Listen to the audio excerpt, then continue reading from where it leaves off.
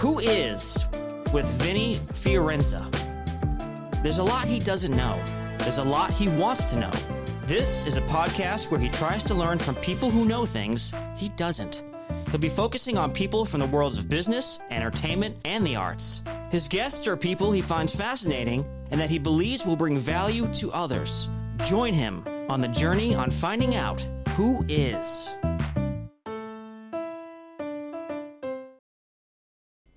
Who is Mike Dolphy? Mike Dolphy is someone that I'm grateful to be connected with.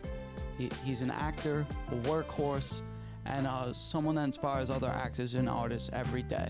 Some of the topics we're going to get into in this episode are things like his upbringing in Tampa, his time he spent in Singapore, some of his positive habits, and his funny connections with Eddie Murphy.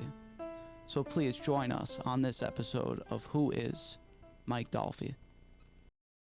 All right, guys, welcome. We're here with Mike Dolphy. Let's get this thing started. So, Mike, tell us, where you from? Give us that story. I'm from Tampa Bay, Florida. Tampa Bay, Florida. Not the other Tampa Bay. No, wait. No, I'm messing around. Because there is another Tampa something. Oh, I'm sure. And I was like, somebody told me that. I was like, oh, you're from Kansas? I was like, no, Florida, but what? So I'm not saying it's in Kansas. It was just somewhere else. And I didn't know there was another some Tampa. flyover joint. Yeah. That's great. But you grew up in Tampa. What was that like? I think people think that it's like, I don't know. I think it's because now everything's so new as far as like, oh, so it's big fancy houses and on the water. There's water, you know. No. But just very, very humble beginnings. Like, nice. Yeah. I think like almost like a whole lot of people, very humble beginnings. But you know what? I'll say this. Yeah. I was clearly, my mother was in the picture. I was raised by, I had a lot of influence from a lot of old people. So sometimes I have my moments where people are like, what did this guy just say? I have my moments, and you know, people don't consider Florida like the country, but sometimes I have my country moments, because it definitely. Yeah, you said it's like southern or like the country, like southern, both, mix of both. Yeah. Southern country, yeah. And then, you know, had a grandmother that was born in the 20s, so there's that. There's that part. So big influence. Yeah. What was it? How would your friends describe you growing up? Like, what were you like? I guess I was just kind of got along with everybody. Yeah. Yeah. Just nothing's changed. That person, like, you know, it's with the jocks, it's with the computer people. Nice. With the, you know, just performers. The performers. You know, what's funny at the time is, let me see. Somebody told me recently, they were like, you know, we're not surprised that you are in entertainment, but I didn't know. Yeah. That I wasn't one of the people like, I've been doing this since I was 7 years old. You know, so what were you doing at 7? Like, what were some of those things? Like, I don't know whether it be sports or reading certain books or something. You know what? I don't know. Everything, sports, for sure, sports. I was also that kid, you know, you would get in trouble, but not for like starting trouble, just for getting into stuff. That curious mind, like, nice, hey, yeah. Take apart. My mom, why'd you take apart the phone? Oh my God. So literally everything. Like I remember one Christmas, let me see, I got basketball, got an ant farm. Oh, wow. It was really random. Yeah. Like, not much has changed. Like, yeah. That's really great, though. It's really random. Yeah, the consistency is good, though. Consistency in the randomness. Yeah, so, you know, that's... But I did win, let me see, what's the thing called? Is it called Notables in high school? I don't know. You're from Tampa. I don't know. Is that what it's called? Just like, you know, they have, like, best dress. I did not win best dress. Okay. Like okay. But they have those things right there. I did get best personality. Oh, wow. Whatever that means. Yeah. But that's just because I got Were they just handing things out? Yeah, just handing stuff out. I'm kidding. Nah, you definitely have a phenomenal personality. Did your family have any influence you, like, joining the arts or, like, you know, becoming a part of this journey or whatever? Absolutely. Oh, yeah? I mean, I don't have any... It's not like somebody officially in the arts. Yeah. But I grew up in the church a lot. Okay. So I kind of was forced, without knowing it, looking back now. That's funny. You know, but without knowing it, you know, there were church plays. So I was up there Easter, My grandma Oh. made us be in it. Like Yeah. we didn't have a choice. It was like, so I've played a lot of Disciples. Played a lot of Disciples. Not the Easter Bunny. Not the Easter. No, it was the church plays. And yeah, I didn't realize that. I didn't know That's cool, I don't know though. if that has something to do with it, but you have to It come up probably and say does subconsciously, whatever, Who knows? Like you were But comfortable then. I did have to do like Easter speeches and stuff. That's cool, dude. It's the Southern church stuff, Yeah, So no. But looking back now, and like talking to my mom's really animated, and she's a very good storyteller. So I think that I don't know, that could have played a part. Maybe. Yeah, I'm sure it did. Nah, it probably did. So yeah. It's cool to have that type of perspective. When did you move out to LA? And I'd love to hear about the origin of that story. You know what? So moved to Los Angeles. Man, what year? Because it was weird. I came out for a month and then went back. Oh, I wow. ran out of money. It's not uncommon. I mean, So I was gone. I came. Man, the years are all. What year is it right now? It's 2023. yeah, you're on point there. It was Back to the Future over here. Because I started booking commercials. I want to say I started actually like 2016. So I'm knocking on. It's been Wow, some time. yeah. It's been Been some here a time. But minute. that was when I was booking commercials. So it was before that. So I don't know. I guess it was 2014. I guess I'm knocking on 10 years. Oh wow, you almost. But I'm talking about from the time I actually touched down. But here's another thing. I touched down here and I left after a month. Okay. And then I came back and then I booked something and left for 2 years. I was in Singapore for 2 years. What's Singapore? Screw everything we were talking about. I got to hear about that. So then I came back and that's when I was like, okay, now I can actually. But if we're talking about like actually touching down, it's definitely. Well, 2014-ish. Yeah, so we're knocking on we're at the 10-year mark. Wow, pretty soon. Hopefully I could celebrate that with you. But, wait, so you just mentioned Singapore. Talk to me about that. What went on there? What were you doing? Was this a party thing or a professional thing? No, it was a professional. It was a voiceover. It was a voiceover job. But you spent 2 years there doing 2 years. It was supposed to it was not supposed to be 2 years. It turned into 2 years. But you know what? Let's reverse. Let's go back. Go, please. So I didn't have any money. I was broke. Okay. I I know how that feels. And so I was doing background at the time, background work, and had no money. Listen to this this audio program. Like my uncle gave me on CD. Yeah, that was a thing. Like an inspirational one or whatever? Yeah, it was called A Stranger's Secret by Earl Nightingale. And I listened to it over and over and it was like, it had some instructions of what to do. And I wrote down how much money I wanted to make. At that time, it was like the most money I would have ever, I was like, hey, that would be awesome to make that much in a month, every single month. And I wrote that down and did that, like a 30-day test. Yeah. And did that. And out of the blue, this just the way that it happened out of the blue, went to this it was like an open audition for voiceover. Yeah. So went to that thing. They told me I needed a passport.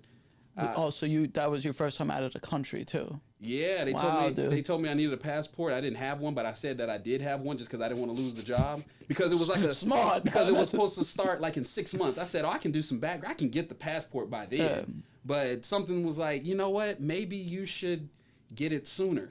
So I spent my last bit of money and got the expedited thing. Yeah. And sure enough, they called and was like, hey, can you come out sooner than we thought? I was like, when? They were like next week.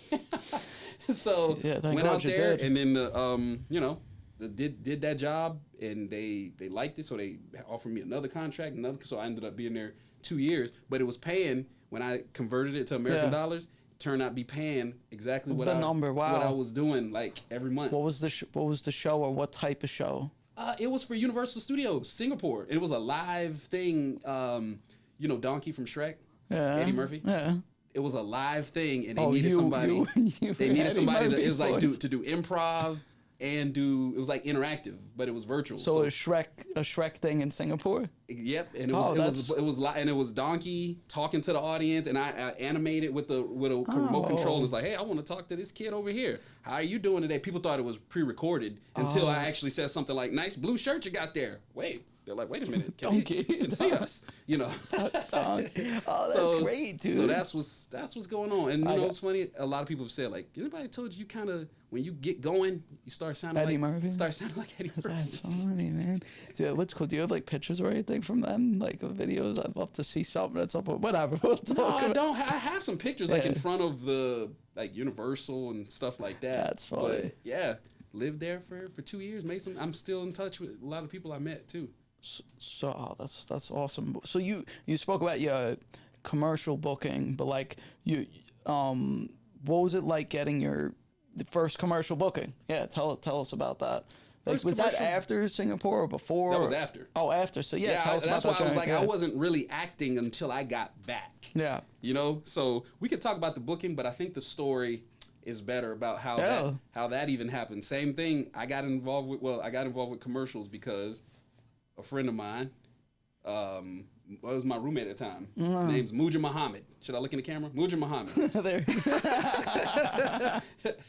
And Shout he was out. booking commercial. He booked a commercial, and you know he didn't show me. I was being nosy. I was like, "What you got there?" Like he had a residual check. When I saw how much was on it, I was like, "Wait a minute, that's how much those things pay?" You know. So he said, "Yeah, you should go down to this again." It was like an open call. Like they love you there. Daniel Hoff Agency used to do an open. That's how not anymore. It's kind of like virtual, sending tapes. Understood. But it was like open call every Friday. Come down there. If you know, it used to be like 100 people in the hallway, just God. waiting to audition. Hopefully get a representation. And that's what I did. And he ended up liking me. I didn't have any commercial experience, but they signed me. And he told me, he was like, I could tell you don't know what you're doing, do you? But you're very creative. He said, I know you're very creative, but you don't know what you're doing.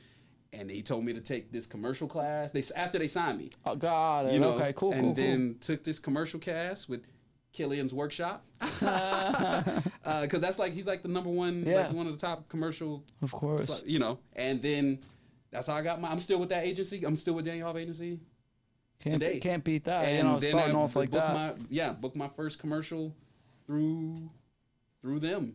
And yeah, the important thing about that is it's a party that it don't feel real until you book it. Like, you know, you have an agent and stuff, and people are like anything, but when you're on zero, it doesn't.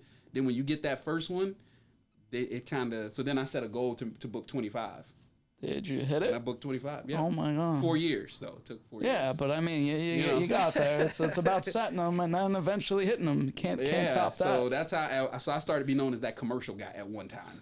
Well, fortunately, you've actually done a little bit more than commercials. Mike's been on some really cool shows like Queen Sugar, Atlanta, P-Valley, The Game, The Upshaws, All American, and a couple others. Now, Oh, I see somebody's looked up. yeah, I know how to use the internet. But well, we've spoken a bunch too. But you know, he's done all these types of shows. Like, how did you go from commercials to that? Well, you remember the thing that I was telling you about from Singapore? Yeah. I did the same thing. I was like, what if I tried it for something else?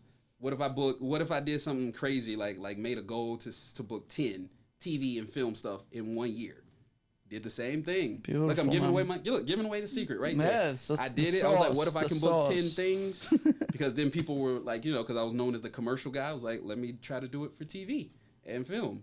And, you know, it just happened that way. So, yeah, book though, it's not like it's huge adjustment. Well, commercials and TV. I get it. No, commercials and TV are 100% Extremely different. Yeah. But I just mean, like, the commercial thing was more so the adjustment. Like, I didn't know I wanted to do commercials. I always knew I wanted to do TV. Understood. So I kind of was prepared for that, but it was just knowing how do you get, remember I told you I started with background. Yeah. I used to wonder, how do you get from back here to how do you get up there? And nobody at that time, nobody shared information. Now you can get on IG Lives and everybody's sharing. Nobody was sharing information at that time. Yeah, it's different now. For now, better or worse, everyone has it. So yeah, you know, now it's like too much information now. And so what was it like on those big sets? Like, what was it like, especially like going from, you know, I don't know, being background to then like having lines and like, you know, big adjustment. Like, what was it like back then? Surreal moments. Yeah. Because let's, for example, like when I did the Upshaws, Yeah. I had this moment where I was coming out my trailer and I saw the Hollywood sign and I was like, I saw the, and from that angle. Get a high. Yeah, but then I was like, the last time I was here on this lot, I was doing back, because I remember seeing the same view. I was doing background. Not from a trailer though. No. Last time I was doing background. Then I was like, wow, I'm here actually. Yeah. Saying lines. And freaking awesome. And I want to do comedy, so that was even double for the Upshaws was like to be on a comedy. Ironically, most of the stuff I booked is drama, but hey, that's. But no, I definitely had those moments. Like I just booked 911. Yes, yeah, so, I remember. Great. There's a scene with Angela Bassett, and anybody, even no matter how long you've been doing it, you get a little. I think did I text you? Yeah, you did. I was like, yeah. So probably shouldn't watch Black Panther before doing this, because now. That's great. So yeah, you have your moments. Of course, man. Still, it doesn't get old either. It just never gets old. So you mentioned that Angela Bassett. Like, have you been starstruck by any of these actors or actresses that you've been on these sets with? Like, give me an example. Angela Bassett, for sure. Yeah, you were like stuttering. No, I didn't. I kept it inside, but I definitely was starstruck. But here's the thing about me. Sometimes, like, I get starstruck by people you wouldn't expect. It's like, wait, that's who you're. I don't.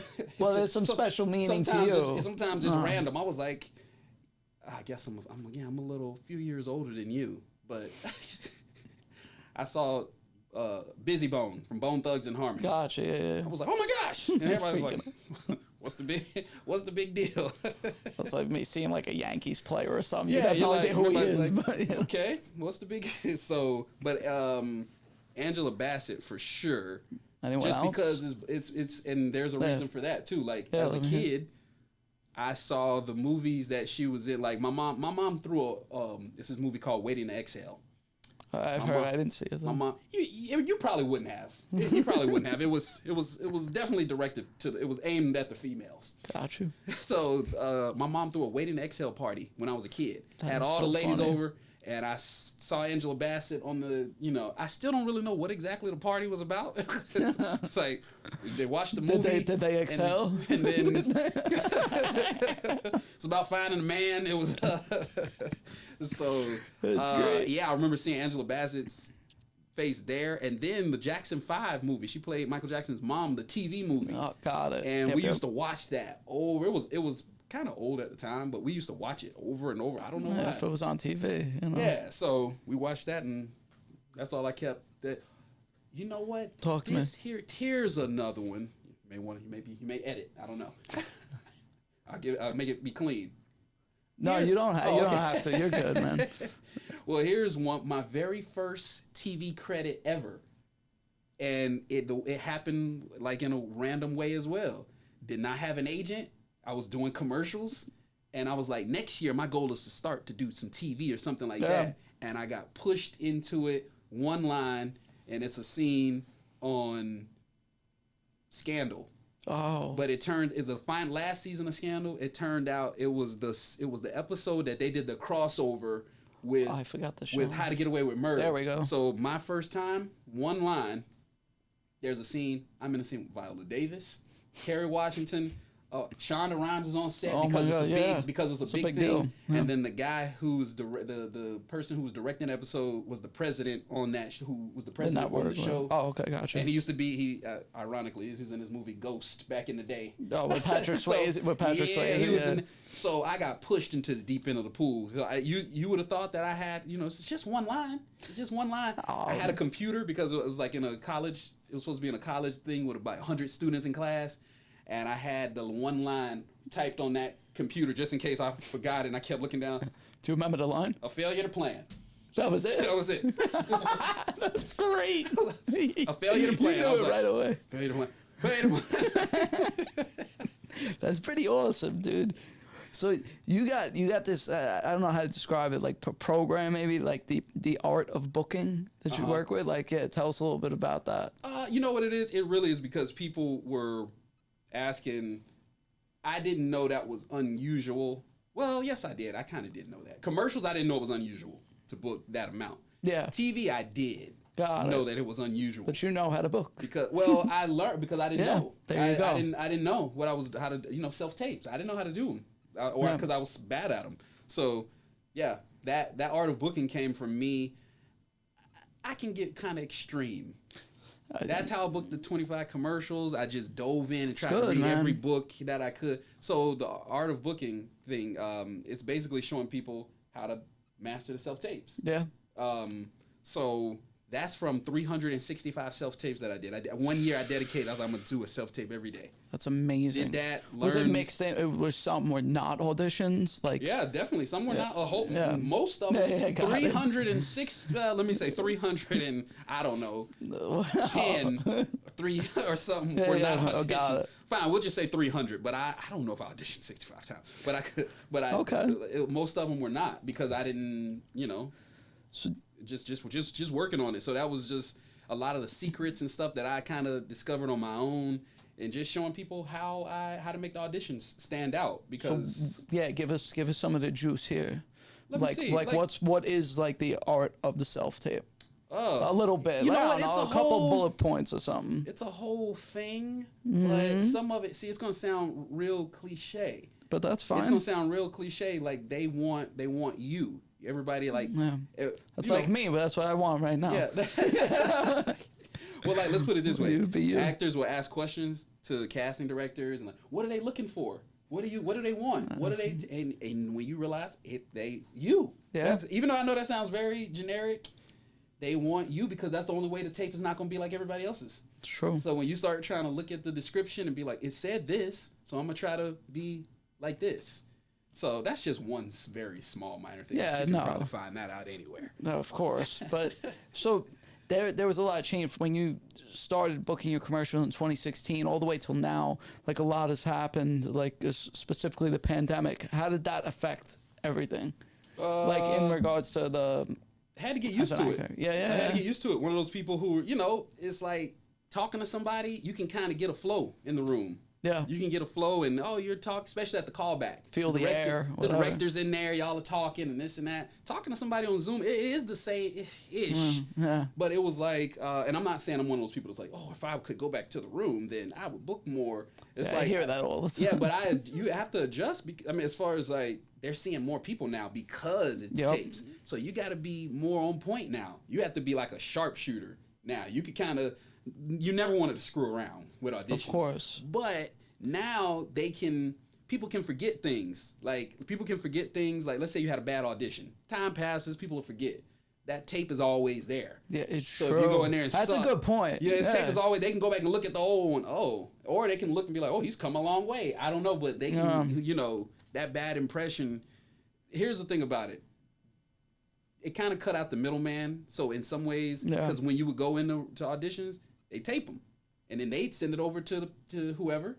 Now you just do it. It kind of cuts out that whole thing. But it was a lot of adjusting. And I was one of those people who was in denial. Like, we're going to go back in the room. When this whole thing clears up, that's why I'm not going to study self-tapes. Because when this goes back to normal, never went back to normal. That's funny. So we like, what were some of the things you did professionally during that time? Like during the pandemic specifically? Like, did you do anything? Because obviously there was a lot less things being done, especially not union. Yeah. I did. I was doing webinars, free webinars. Like I would get agents to come on. See, look, I was doing this before everybody. Now everybody before has it was IG, cool. So I would. I remember Theo from 902. Theo's a theatrical agent at 90210 Talent. He came on. We were I was giving away self-tape setups for free, like because just think when COVID happened, they couldn't tape anything, so commercials were running. So I was actually making more money because they had to keep running some of the same stuff. And you already had your foot in that world. Yeah, so it was more residual money coming in. But I gave, me and Roman Maldonado, got it. Yeah. We were giving away free self-tape setups. Sending them. We have little raffles and they comment and tag somebody. That's great. And this and that, and it's good for social media and all that too. Yeah, and a good give out. Yeah. So we were doing, and we didn't. Everybody didn't know. Like at some point in time, everybody's gonna need one of these self-tape setups now because we thought it may go back. Yeah. But it didn't. So Yeah. What else were we doing? Yeah, I was doing that. Just I met you on Clubhouse, which is We were doing hysterical. Clubhouse. And that's, weird, right? But tell us about that world, because you kind of built a following on there.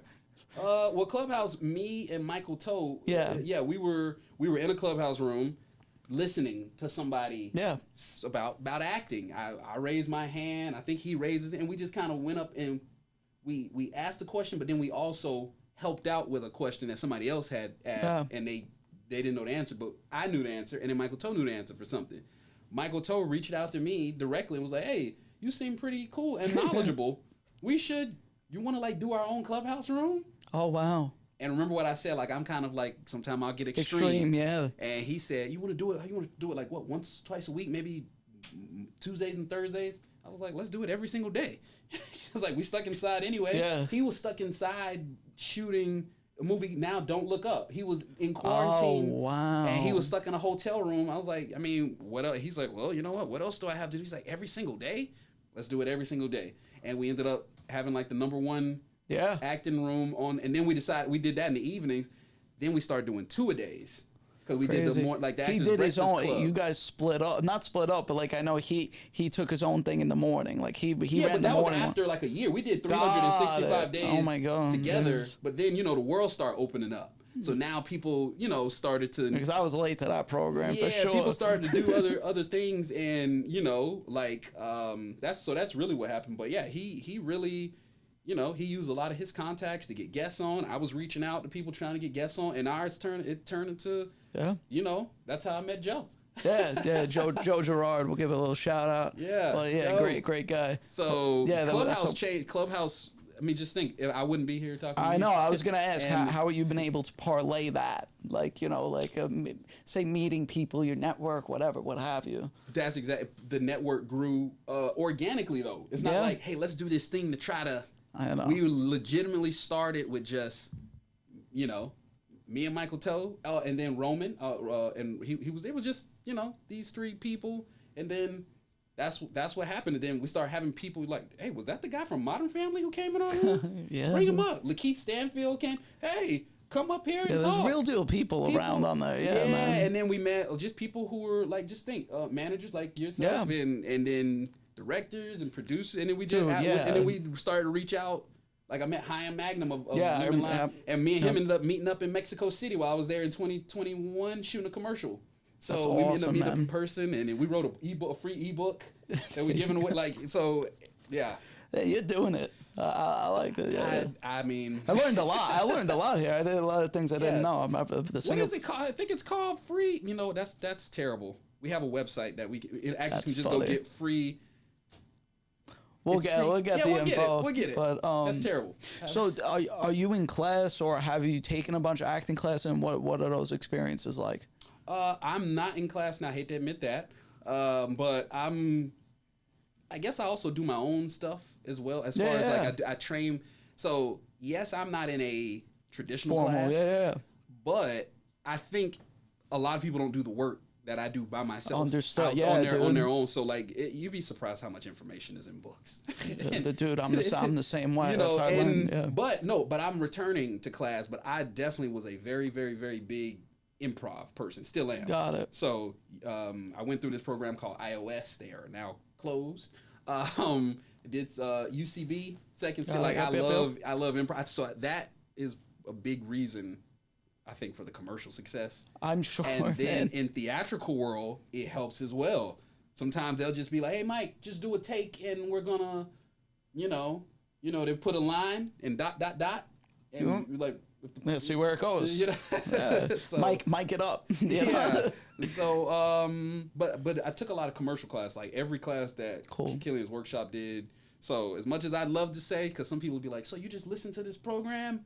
And then you wrote it down. It's like, then I got to work. Yep. Then that's when the stuff started coming. So I know that, you probably aren't where you want to be at this very moment. But like, if you were to give advice to people just starting, what would be like some of those key words of wisdom from Mike Dolphy? They were just starting to have some type of idea of focus. As a matter of fact, you know what? That'll. I was teaching this one class called like Actor Focus. Yeah. Just kind of showing how I like notice how I booked all those commercials because I was focused on. I didn't try to be like, yeah, I'm doing voiceover TV, you know. And ironically, from focusing on commercials, I was able to generate comfortable income to quit background. Oh. And that's opened up my TV, you know, because remember I told you I ended up getting it with no agent. Yeah. But because of commercials, it was just the way it all happened. So I would say have some type of focus, just like in that year I booked those 10. I was focused on theatrical. So set a goal. A yeah, little bit. something because and not well, just it like worked for I you wanna act, too. You know, yeah, not just I want to act because it's categories in this. It's of course. there's theater, there's voiceover, there's feature film. There's indie film. Yeah. You know, oh my god. Yeah. Believe me. You know, there's television, multicam sitcom. So you know, to kind of start to focus on. Yeah, it's limitless. It's good though. What's cool. Yeah. That's very exciting. I'm pretty grateful you were able to come out today and like get this get this in, which I learned a lot. I wanted to go through a little bit of a quicker round. Okay. Have some fun with it. Do you have a favorite actor? Like, or someone, a specific person that inspired you beyond Eddie Murphy? I was about to say, I didn't even realize Eddie Murphy was my favorite. So that might be your guy. Because I didn't realize, I said, wait, I like Life. I like Nutty Professor. I didn't even realize that was great. One of my favorite Yeah. actors. I said, it's funny, some of my favorite movies Coming to America. I was like, he's in most of my favorite movies. That's great. So it would have to be Eddie Murphy and Jamie Foxx because of his versatility. Oh yeah, dude. It's his versatility. That's there's a whole lot. Yeah, I'm sure. Sometimes I really, because everybody will be, oh, go have your usual Tom Hanks. Yeah, Denzel Washington. Yeah, whatever, you have the go-to. So it's No, Jamie Foxx is, he's ridiculous. Yeah, so if we're talking about, especially like we're talking about comedy, but ironically, I'll say this, who I really admire, and not just because of the comedy, but just of what he's done, Kevin Hart. Like, yeah, oh my God. He did it in he's been in the game for a long time, but the way he did it in these just last few, it was like, yeah, it's exponential growth. Yeah. All right. Favorite meal? Steak and potatoes. Hands down. Steak Simple. and mashed potatoes. Love that. Mm-hmm. All right. So, if you had to play a historical figure in a movie, which one would you like to play? A historical figure? Who do I look like? Doesn't necessarily have to be that. If I could play somebody, that's a good question. What if Eddie Murphy did a biopic? There you go. I like that. All right. Yeah. No, good answer. Yeah. Favorite drink? Doesn't have to be alcoholic. It could be anything. Oh man, this is a terrible drink. Yeah, but it's not it's good yours. for your body, but it's if you can find vanilla Coke. I don't know why. Okay. I don't know what they put in it. Our producer agrees. Hopefully, I don't want to. Hopefully, it's not what I heard back in the day. But one time, I was really like hopped up. I was really on it. That's like good. So. Do you have a favorite sports team? You a Tampa guy? I'm a Tampa guy, but I'm one of those people who some may consider, oh, you like to move around, because I get attached to players. Got it. So if the player moves, I go with the player. Like I was a Tom Brady. I'm a Tom. He's retired now. Tom so you were Brady, a Pats fan for a while. Well, here's the thing. 20 years. Here's the thing. I was a Randy Moss fan. Then he went to the Patriots, and then I was like, wait a minute. He was with the Raiders first. I don't even know. The Raiders was the end, but he was Vikings. Yeah. And then then I was like, man, I love Tom Brady too, and I love Randy Moss. And then when he came to Tampa, I was like, this is perfect. This is. But let's put it this way. I am a Bucs fan. Mm-hmm. So no matter what, if they're sucking, still a Bucs fan. But I'm more of a players. Got it. No, I follow. There's a lot of people like that. Teams do some dumb things sometimes. Well, I'm a real Mike Dolphy fan. So I'm really grateful you were here. Tell the people where they could find you if they want to reach out. If you want to connect with people, you can let them know here where they can get you. If you want to. You don't have to look at me. You can look directly into my eyes if you want to. MikeDolphy.com is just some of the stuff that I've done. And ActorBlueprint.com. Have a lot of free materials there for actors, and like a lot of free downloads, and that's pretty much it. Cool. Yeah, we'll connect all these links. What's called really grateful for your time, man. This was awesome. Cool, I learned a lot. Appreciate it. But what's called thank you, and hopefully we see Mike soon. All right. Thank Thank you. y'all.